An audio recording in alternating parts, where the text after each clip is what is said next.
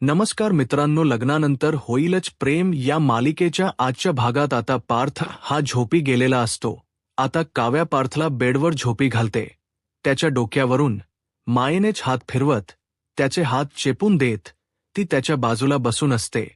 आता पार्थ मात्र चांगला खोरत असतो आणि त्याचवेळी पार्थला अचानक जाग येते आणि घाबरतच पार्थ उठून बसतो. काव्य म्हणते, देशमुख अहो काय झालं? पार्थ म्हणतो, आपली फर्स्ट नाईट आहे ना, आणि मी इथे झोपलोय, मी तर खुर्चीवर बसलो होतो ना. तर काव्या म्हणते, हो देशमुख, तुम्ही खुर्चीवर बसला होता आणि हाला झोप येत होती म्हणूनच मी तुम्हाला विचारलं झोपता का बेडवर, तर तुम्ही हो म्हणालात आणि म्हणून मी तुम्हाला बेडवर घेऊन आली. पार्थ म्हणतो, अहो मी झोप येत हो म्हणालो, पण मला तुम्ही झोपवणार आहात का? हो आपली फर्स्ट नाईट आहे, थांबा मी तोंडावर पाणी मारून येतो.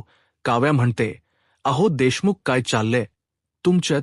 तुम्हाला झोप येते आहे ना, आणि तुम्ही जर तोंडावर पाणी मारलात तर मग तुम्हाला झोप कशी येईल? पार्थ म्हणतो, तेच तर सांगतोय, मला तोंडावर पाणी मारू देत, आपली फर्स्ट नाईट आहे, मला झोपायचं नाहीये. काव्या म्हणते, देशमुख अहो ही आपल्या फर्स्ट नाईटसाठी तुमची झोप कॉम्प्रोमाइज करणार आहात का? देशमुख, असा संसार होत नसतो. अहो तुम्हाला झोप आली आहे ना, मग झोपाना. पार्थ म्हणतो, पण आपली फर्स्ट नाईट तर. काव्या म्हणते, काय चाललंय तुमचं? फर्स्ट नाईट ही काही आपली लास्ट नाईट आहे का? नाही ना, अहो आपलं लग्न झालंय, आपल्या लग्नासाठी आपण कित्येक दिवस बिझी होतो, त्यात किती धावपळ होती, आपली थाटात झालेली हळद, त्यानंतर मेहंदी आणि ग्रंड असं झालेलं संगीत, आणि त्यातही लग्नामध्ये असणारी ती होर भीती.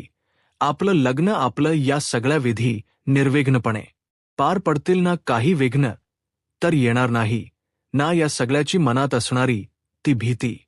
आणि आता कुठे सगळं काही नीट पार पडलं आहे, सकाळपासून आपण एवढे मंगलविधी केले आहेत, मग इतकं सगळं होऊन माणूस थकणार नाही का? हो तुम्ही थकला आहात, मग काय झालं, आपण आराम करू शकतो.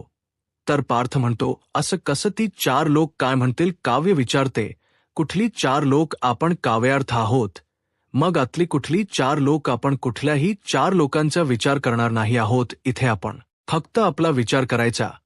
आणि मला सांगा, पहिल्या रात्री झोपलं तर काही चुकीचं होते का? तर पार्थ म्हणतो, हो चालेल. असं म्हणत पार्थ झोपायला जातो आणि म्हणू लागतो, नाही, पहिल्या रात्री असा झोपणारा हा पहिलाच नवरा असेल तर काव्यामध्ये असू देत ना. हो तुम्हाला झोप येते आणि तुम्ही माझ्याशी बोललात, हेच खूप आहे, आणि मला सांगा, झोप आली तर काही चुकीचं आहे का? हो मला सुद्धा झोप येते, खरं सांगू का देशमुख, तुम्ही झोपलात ना ते खरंच खूप बरं झालं, कारण मला सुद्धा झोप येत होती, परंतु तुम्हाला कसं सांगावं, मला काहीच कळत नव्हतं. आता पार्थ काव्याला जवळ घेतो आणि म्हणू लागतो, मला सांगा, तुम्ही माझ्यासाठी तुमची झोप कॉम्प्रोमाइज करणार आहात असं होतो का संसार? काव्या म्हणते, देशमुख. पार्थ म्हणतो, असंच म्हणाला होता ना. तर काव्या म्हणते, हो खरं सांगू का, प्रत्येक नवरा बायकोने म्हणजे प्रत्येक कपलने त्यांना होणारा त्रास एकमेकांना सांगायचा असतो, मग त्या दिवशी आराम करू शकता, मग जे काही होईल ते. तर पार्थ म्हणतो, उद्यापासून? तर काव्या म्हणते, मग आज मात्र आपण दोघांनी मस्त ताणून द्यायचं आहे, मस्त झोपून द्यायचं आहे, आणि तेही एकमेकांच्या कुशीत. असं म्हणत आता काव्या पार्थच्या जवळ जाते आणि पार्थला मिठी मारत म्हणते, मी काय म्हणते देशमुख, आपण जर दोघांनी एकमेकांसोबत आपल्या भावना व्यक्त केल्या, तसंच जर प्रत्येक कपल न केलं तर पार्थ म्हणतो, पण आज आपण दोघांनी मात्र ठरवूया की आजपासून आपण आपल्या मनात जे येईल ते एकमेकांशी शेअर करायचे आहे, कुठलीच गोष्ट एकमेकांपासून लपवायची नाही. तर काव्या म्हणते, हो देशमुख चालेल, काही हरकत नाही. तर पार्थ म्हणतो, मग आता झोपूयात ना. तर काव्या म्हणते, हो मला तर खूप झोप येते आहे. आता पार्थ झोपायला जातो. तर त्यावेळी काव्या तिची उशी घेऊन झोपणार, तर पार्थ काव्याच्या दोन्ही उशा बाजूला फेकून देतो. काव्या पार्थकडे पाहते तर पार्थ आपला हात काव्याला झोपण्यासाठी देतो आणि शेवटी पार्थ काव्याला कुशीत घेत दोघंही सोपी जातात. दोघांनीही नवीन संसाराची, नवीन आयुष्याची एक सुरुवात केलेली असते. एकमेकांना साथ देत, एकमेकांना समजून घेत त्यांनी पहिल्या दिवसाची सुरुवात केलेली असते. तर दुसरीकडे पाहायला मिळतं, जीवा आता बाथरूममधून येऊन शांत बसलेला असतो. जीवाला खूप त्रास होत असतो आणि त्याचवेळी नंदिनी जीवासाठी काढा घेऊन येते आणि म्हणते, हे घ्या. जीवा विचारतो, काय हे? तर नंदिनी म्हणते, काढा. तर आता जीवा नंदिनीला म्हणतो, मी कुठे दारू प्यायलो आहे? तर आता नंदिनी म्हणते, दारू नाही, पण तुमचं पोट शांत होण्यासाठी हे औषध आहे. अक्रोड खाल्ला होता ना? तर जीवा म्हणतो, पण मी कुठे अक्रोड खाल्लेत? तर आता नंदिनी हसताच जीवाला म्हणते, मी ज्यावेळी खाली काढा करण्यासाठी किचनमध्ये गेले त्यावेळी मला अक्रोडची साल दिसलीत. त्यावेळेस मला कळालं, मिथून काका. तर जीवा म्हणतो, काका नाही, धोका आहे. धोका? तर नंदिनी म्हणते, तुम्हाला अक्रोडची लर्जी आहे? तर जीवा म्हणतो की हो, मला अक्रोडची लर्जी आहे. तरी सुद्धा काकाने मला अक्रोड खायला घातलेच. असं म्हणत जीवा थोडा चिडतो, तो नाराज होतो आणि बेडवर जाऊन बसतो. आता रुसलेल्या जीवाचा रुसवा काढणं हे नंदिनीचंच काम. आता नंदिनी जीवाला समजावण्याचा, त्याचा रुसवा काढण्याचा प्रयत्न करत असते. नंदिनी जीवाला म्हणते, जीवा, अहो काय झालंय? तुम्हाला अक्रोडची लर्जी आहे हे तुम्ही मला का नाही सांगितलं? आणि असा त्रास होतो हेही तुम्ही मला सांगितलं नाही. मला वाटलं की रॅश वगैरे येत असतील. तर जीवा म्हणतो, पण. तर नंदिनी म्हणते, जीवा, अहो काय झालंय? माझ्या समोर असं अवघडल्यासारखं का बसलाय तुम्ही? आणि तसंही माझ्यापासून हे का लपवलत? हो, तुम्हाला जर अक्रोडची लर्जी आहे आणि असा त्रास होतो हे जर मला माहीत असतं ना, तर मी ज्यावेळी काका बोलत होताना काजू बदाम त्याचवेळी चौकशी केली असती. परंतु माझं चुकलं. तर त्यानंतर जीवा म्हणतो, पण नंदिनी म्हणते, अहो जीवा, म्हातारपणी एकमेकांची दुखणे कुपणे काढायचे आहेत. त्याची सुरुवात आतापासूनच झाली. अशी समजा. म्हणतात ना की डॉक्टर आणि वकिलापासून कोणतीही गोष्ट लपवायची नाही, पण त्या अगोदर बायकोपासून कोणती गोष्ट लपवायची नाही, कारण बायकोच असते तुमच्या आजारावर इलाज करणारी पहिली व्यक्ती आणि वकिली म्हणून तुमची कायम बाजू घेणारी. तर आता जीवा म्हणू लागतो, हो, खरं आहे. तर नंदिनी म्हणते, हो, हेच खरं आहे की नवरा बायको एकमेकांसाठी असतात. तर जीवा म्हणतो, अगदी खरं आहे. परंतु तुम्हा बायकांची किती दुखणी असतात, पण तुमची ही दुखणी तुम्ही आपापसात, म्हणजे बायका बायकांमध्ये शेअर करता. कारण आम्ही नवरा म्हणून तुम्हाला तो कधी विश्वास दिलाच नाही आणि देतही नाही. तुमची ही दुखणी, तुमचे आजार जे काही असेल ते तुम्ही आम्हाला सांगा, आम्ही तुम्हाला साथ देऊ. इनफॅक्ट आम्ही आमचे पर्सनल आणि प्रायव्हेट प्रॉब्लेम सुद्धा तुमच्यासोबत शेअर करत नाही. खरं तर शेअर करायला पाहिजे ना. इथेच आम्ही चुकतो. पण नाही, मी करेन शेअर. आणि हो, तुला सुद्धा दुखते, खुपते, ते सगळं काही तुम्हाला सांगत जायचं. हा, तर नंदिनी म्हणते, हो नक्कीच, पण त्या अगोदर हा काढा पिऊन घ्या. तर जीवा नंदिनीला म्हणतो, लग्नाच्या पहिल्या रात्री मला काय होतं आणि काय मिळते असं मला जरा रड तोंड करतो. त्यावेळी नंदिनी जीवाला म्हणते, अगोदर तुम्ही काढा पिऊन घ्या बरं. जीवा म्हणतो, खरंच नको आहे. नंदिनी म्हणते, प्यावच लागेल, कारण जोपर्यंत तुम्ही काढा पित नाही तोपर्यंत मी तुम्हाला झोपायला देणार नाही. तुम्ही अगोदर काढा पिऊन घ्या, मग आपण झोपून देऊ. तर आता जीवा म्हणतो, नाही, आज लग्नाची पहिली रात्र आहे आणि मला तर पूर्ण रात्र जागवायची आहे. नंदिनी म्हणते, जीवा, इथून पुढच्या रात्री आपण जागवणारच आहोत, परंतु अगोदर तुम्ही काढा पिऊन घ्या. तर जीवा नंदिनीला म्हणतो, काढा पिऊन सोपायचं आहे का? मी सॉरी यार, तू किती छान मूडमध्ये होतीस आणि माझ्यामुळे तुझाही मूड गेला ना. तर नंदिनी जीवाला म्हणते, ठीक आहे ना, तुम्ही एवढा विचार का करताय त्या गोष्टीचा? तर जीवा नंदिनीला म्हणतो, पण तू किती छान बोलत होतीस आणि तुझा मूड किती छान होता. तर नंदिनी जीवाला म्हणते, हो जीवा, पण या पुढची प्रत्येक रात्र, प्रत्येक दिवस माझा मूड तसाच असणार आहे आणि मी तशीच तुमच्याशी बोलणार आहे आणि प्रत्येक रात्र ही आपलीच असणार आहे आणि आपण असेच एकमेकांमध्ये विरघळून जाणार आहोत. परंतु आता या फर्स्ट नाईटचा विचार बाजूला ठेवा आणि नंदिनी स्पेशल जीवा अगोदर बरे व्हा आणि असं म्हणत नंदिनी जबरदस्तीने जीवाला तो काढा प्यायला सांगत असते. तो काढा भरपूर कडू असतो आणि म्हणून जीवाला तो काढा पिण जीवावर येत असत. आता जबरदस्तीने का होई ना, परंतु जीवा काढा संपवतो. तर त्यानंतर नंदिनी तिच्या पदराने जीवाच तोंड पुसते, त्याला डोकीवर किस देत, त्यानंतर आपल्या जवळ घेत जीवाला शांत करते. कारण जीवाला होणारा त्रास नंदिनीने समजून घेतलेला असतो. तर दुसरीकडे पाहायला मिळतं हॉलमध्ये बसून मिथुन काका कोड सोडवत असतात आणि त्याचवेळी माननी ताई त्या ठिकाणी येतात आणि आवाज देत म्हणतात, मिथुन भाऊजी अहो काय हे एवढा वेळ जागरण कशासाठी करताय, का हे कोड सोडत बसलाय. तर मिथुन काका म्हणू लागतात, खरं सांगू का वहिनी, अगं आपल्या 4ही मुलांची लग्न इतकी छान निर्विघ्नपणे आणि थाटात पार पडली की माझी झोपच उडाली आहे. मला तर झोपच येत नाहीये. मग काय हे कोड सोडवण्याची जुनी सवय ती सुरुवात केली आहे.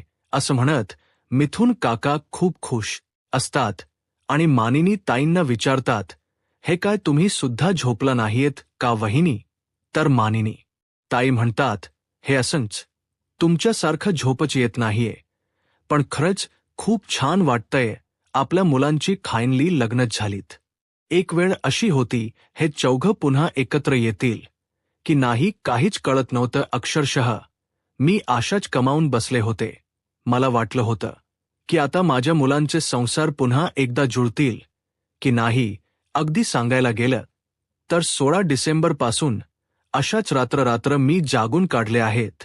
तर मिथुन काका माननी ताईंना म्हणतात, वहिनी पण 16 डिसेंबरच तुम्ही बोलताय, पण त्या अगोदरपासून मला माहीत होतं. मग माझी काय अवस्था झाली हो. अहो ज्यावेळी फार्म हाऊसवर मी हे सगळे खोटो पाहिले त्यावेळी ते सगळे खोटो जीवाने चाळायचे ठरवले होते, परंतु ते अगोदरच जीवाने स्वतःला भाजून घेतलं आणि त्यानंतर ते सगळे खोटो तिथेच राहिले. असं म्हणत मिथुन काका घडलेला सर्व प्रकार मानेनी ताईंना सांगू लागतात आणि म्हणू लागतात, पण खरं सांगू का वहिनी, आपल्या घराण्याची आपल्या मुलांची इज्जत ज्या व्यक्तीने चव्हाट्यावर आणली ना, त्याला तर मी सोडणारच नाहीये. आता मिथुन काका खूप चिडलेले असतात. तर मानेनी ताई म्हणू लागतात, जाऊ देत ना भाऊजी, कशाला उगाच तुम्ही चिडताय आणि कशाला उगाच रागवताय, तुम्ही तुमचं कोड सोडवा. असं म्हणत मानेनी ताई आता मिथुन काकांना कसंबस शांत करतात. तर मिथुन काका म्हणतात, नाही वहिनी, परंतु आपल्या घरात एवढं मोठं कोड सूट पडलं ना, ते मला सोडवायचं आहे की आपल्या घरात 16 डिसेंबर नक्की कोणी घडवून आणला. तर दुसरीकडे पाहायला मिळत वसू त्या शांत झोपलेले असतात आणि त्याचवेळी त्यांच्या रूममध्ये ग्लास खाली पडत त्या आवाजाने वसू त्या घाबरून उठून बसतात आणि लाईट ऑन करून पाहतात की नक्की काय झालं आहे. तर त्यावेळी लक्षात येतं की ग्लास खाली पडला आहे आणि त्याच्या काचा सगळीकडे पडल्या आहेत. तर आता रम्या सुद्धा उठून विचारते, काय झाले आई. तर वसू त्या म्हणतात, अरे देवा, काचेचा ग्लास फुटला आहे. तर आता रम या म्हणू लागते, ग्लासच फुटल्या ना, आभाळ फुटल्यासारखे का बोलतेस. तर वसू त्या म्हणतात, अगं ग्लास फुटलाय म्हणजे नक्कीच काहीतरी चुकीचं घडणार आहे, काहीतरी असं अपशकुन होणार आहे.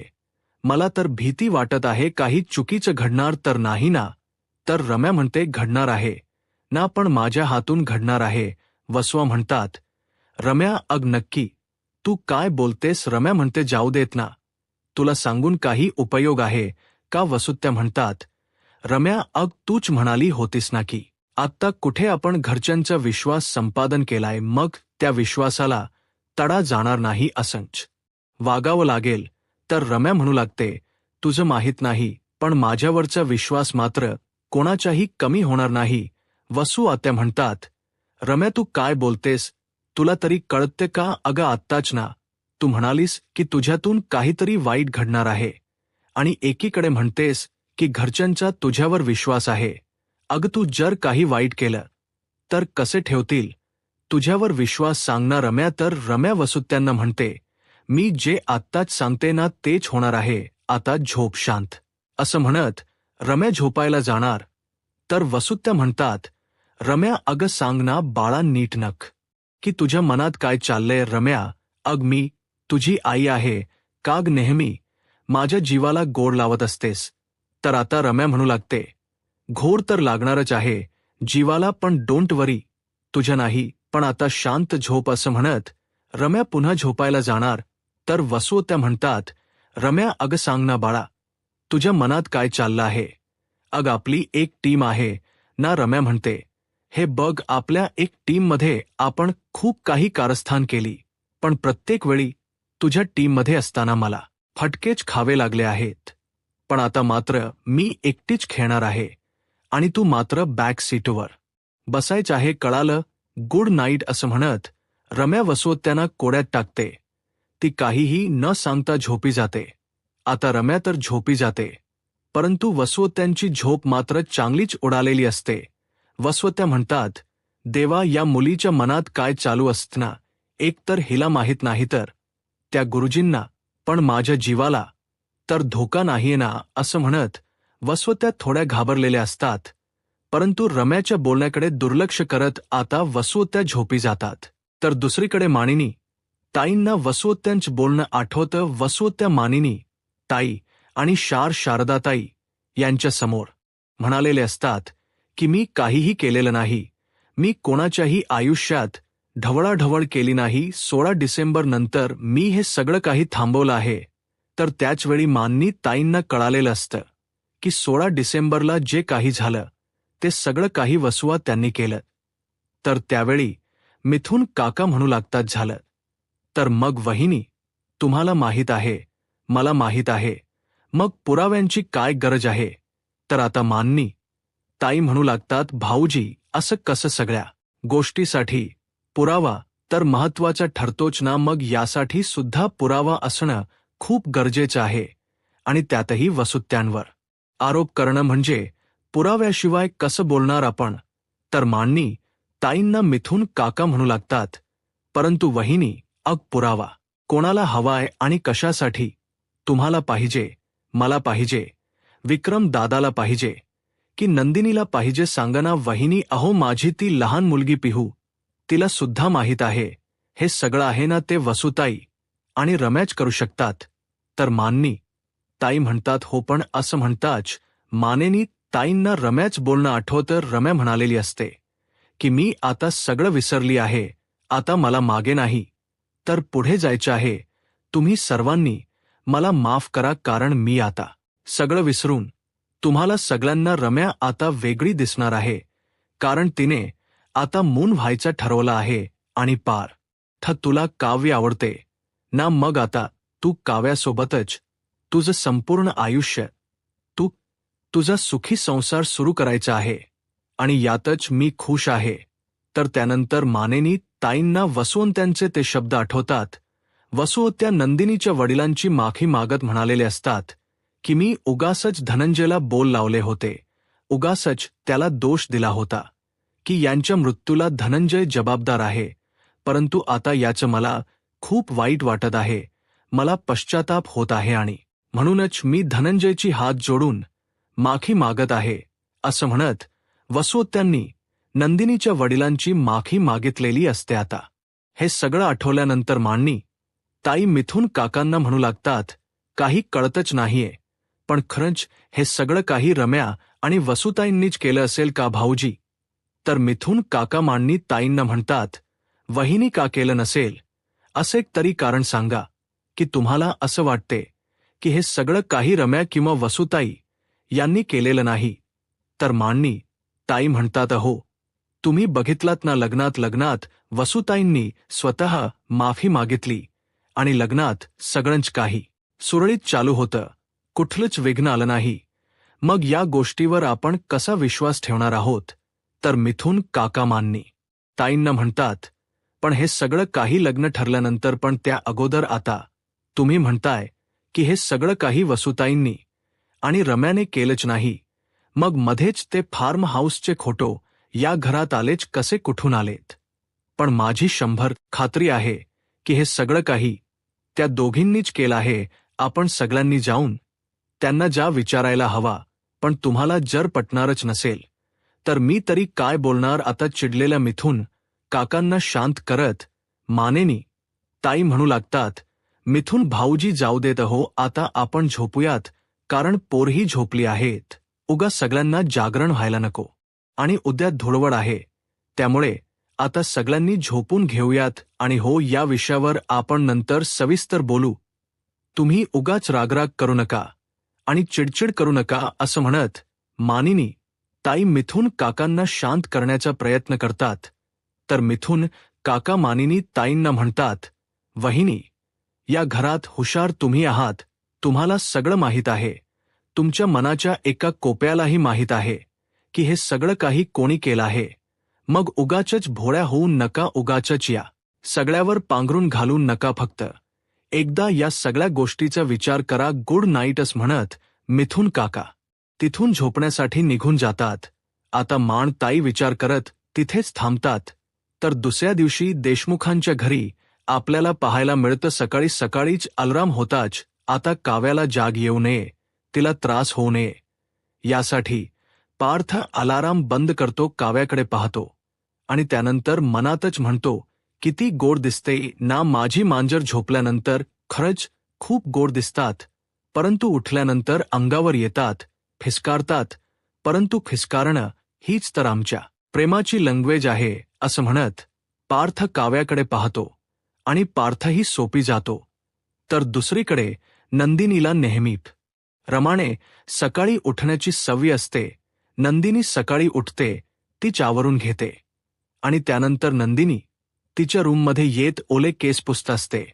त्यावेळी ओली केस पुसत असतानाच तिच्या नकळतच लक्ष जीवाकडे जातो आणि नंदिनी मनाशीच म्हणते, आज सण आहे, सगळं काही लवकर आवरून घ्यायला पाहिजे, कारण नैवेद्य बनवायचं आहे. असं म्हणत ती जीवाला उठवण्यासाठी पुढे जाते. आता ओल्या केसांच पाणी जीवावर झटकत जीवाला उठवण्यासाठी नंदिनी तर पुढे येते, परंतु त्याचवेळी काव्या येते. नंदिनीच्या तोंडावर हात ठेवत तिला रूमच्या बाहेर घेऊन येते. नंदिनी म्हणते, अग वेडी आहेस का, घाबरली ना मी. तर काव्या नंदिनीला म्हणते, हॅपी होळी ताई. आणि हो काय आहे, तर नंदिनी म्हणते, रंगपंचमीच्या तुलाही शुभेच्छा. तर त्यानंतर काव्या म्हणू लागते, ताई अग विसरलीस का, आज होळी आहे आणि तू आंघोळ करूनही मोकळी झालीस. अग होळीच्या दिवशी आता पार्थ शेवटची लाईन वाचतो. तर त्यामध्ये लिहिलेलं असतं की नद्या गेल्या परतुनी डोंगराकडे. म्हणजे त्या दोघांच्याही लक्षात येतं की या दोन्ही मुली खरंच पुन्हा एकदा माहेरी मोहितींच्या घरी निघून गेले आहेत. आता मात्र दोघांनाही धक्का बसतो. तर आता नंदिनी आणि काव्याचा पुढचा प्लॅन नक्की काय असेल, आता पुढे काय होईल, हे पाहायला आत्ताच माझा महाराष्ट्र या यूट्यूब चॅनलला सबस्क्राईब करा. धन्यवाद.